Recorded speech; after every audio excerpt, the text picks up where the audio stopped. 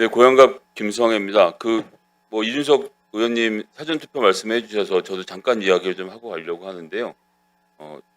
고인이 되신 고 송진영 하고라는 저희 고려대학교의 학생이 부재자 투표를 왜 군대에서만 하느냐, 학교에서도 할 수 있는 것 아니냐라는 소송을 걸어서 제 앞에 앉아 계시는 우리 존경하는 김영배 의원이 당시 학생회장을 할 때 이 제도를 실제로 도입을 해서 군대 바깥에서 부재자 선거를 처음으로 했던 부재자 투표를 처음으로 했던 사람입니다. 왜냐하면 대학교에 재학 중인 학생들은 집에 가서 투표하는 게 불가능하고 하숙집은 이사를 다니니까 전입 신고를 서울로 할 수가 없거든요. 그 대규모로 학생들이 투표를 못하고 참정권이 보장되지 않았는데 군대에서만 하던 부재자 투표를 학교에서도 할 수 있는 것을 유권 해석을 받아서 그때 고려대학교에 부재자 투표소가 설치되면서 시작이 됐다가 이게 일부 대학만 혜택을 볼 문제가 아니지 않느냐라고 하면서 이게 사전투표로 넘어갔던 역사와 과정이 있는데 이제 와서 이 과정을 깡그리 무시를 하고 그냥 부재자 투표를 없애면 이 사전투표를 없애고 그냥 본투표를 하자라고 말하는 것은 이 참정권에서 단 100명이라도 더 늘리려고 했던 이 노력, 이준석 의원께서 말씀하신 이 노력들을 우리가 너무 쉽게 폄훼하는 것이 아닌가라는 점에서 그런 역사 과정을 더 선관위에 계신 분들 더 잘 아실 테니까요. 그런 유권자들의 참여를 최대한 보장할 수 있는 방향으로 선거가 계속 진화해야 한다는 점은 좀 분명히 해두고요. 우리 선관위 허철은 전 사무총장님 좀 다른 얘기를 하겠습니다. 투표 관리 매뉴얼에 특이 사례 처리하는 요령을 담았는데 여기에 지금 특이 사례별 처리 요령에서 투표용지 부족할 때 대처하라는 건 없었죠?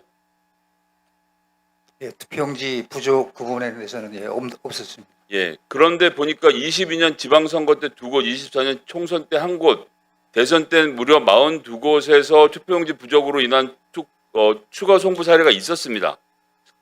이 정도 됐으면 매뉴얼에 집어넣는 게 당연한데 어떻게 3,000명의 선관위 직원들이나 사무총장, 선관위원들, 상임선관위원 아무도 여기에 대해서 이야기를 하거나 언급한 적이 없는지 저는 좀 지금도 놀랍다고 생각하는데 사무총장님 책임감을 좀 느끼십니까?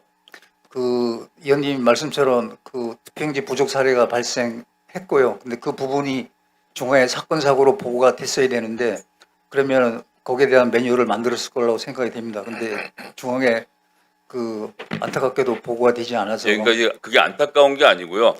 투표용지가 부족하구나 그러고 넘어갈 만큼 선거 관리에 대한 선거관리위원회의 자세와 태도가 잘못됐다는 걸 실증한다고 생각합니다.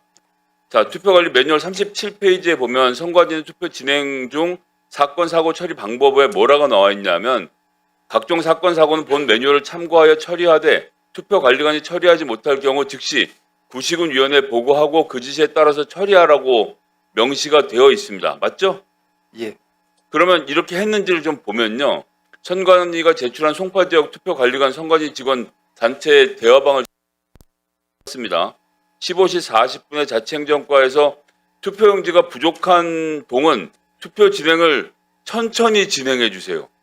무슨 얘기입니까? 선관위가 최대한 작업하는데 수기로 한다라 시간이 걸린다고 합니다. 아니, 투표용지가 부족한 사항을 보고를 하면 문제 해결을 해야지 천천히 진행을 하라.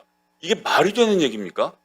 그리고 1시간 뒤에는 투표용지가 준비가 안 돼 가셔도 수령이 안 될 것 같다 라고 답만 남기고 끝났습니다. 아니 어떻게 이런 일이 벌어질 수가 있죠? 왜 매뉴얼대로 구시군위원회에 보고하고 즉각 지시에 따라서 처리를 하지 않은 건지. 그런데 이제 이 내용을 또 잠실 이동 제6투표소 투표록을 보면요. 14시 이 투표록은 그 당시 회의 때 기록을 하는 내용이죠. 투표 과정을.